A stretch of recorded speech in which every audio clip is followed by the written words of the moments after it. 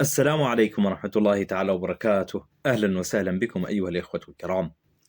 رمضان مدرسة، رمضان مدرسة التقوى، فلذلك الله عز وجل بين أن سبب تشريع الصيام هو التقوى، فقال: يا أيها الذين آمنوا كتب عليكم الصيام كما كتب على الذين من قبلكم لعلكم تتقون.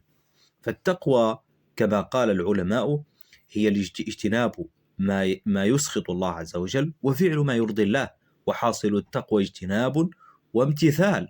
ففي رمضان يتهيأ للإنسان أسباب التقوى كثيرا جدا. ففي رمضان يتعود الإنسان على كبح جماح شهوته، شهوة الأكل، شهوة الشرب، وشهوة الجماع، وحتى شهوة الحديث، فيكبح جماح تلك الشهوات في رمضان.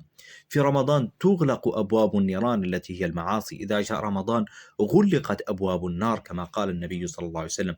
في رمضان تضعف النفس ويسهل كسرها، ولذلك النبي صلى الله عليه وسلم قال: إن الشيطان يجري من ابن آدم مجرى الدم، فإذا صام الإنسان ضيق ذلك مجرى الشيطان. كذلك أيضا تصفيد الشياطين يقطع أسبابا من أسباب الفتن عن الإنسان.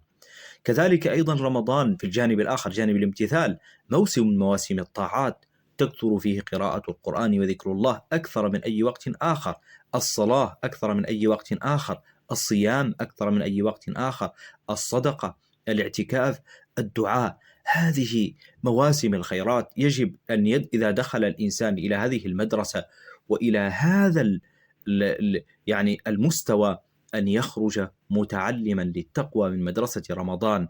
فإذا مر بشيء من معصية الله عز وجل أن ينشد قول الشاعر: لعمرك ما أهويت كفي ريبة، ولا حملتني نحو فاحشة الرجل، ولا قادني سمعي ولا بصري لها، ولا دلني رأيي عليها ولا عقلي.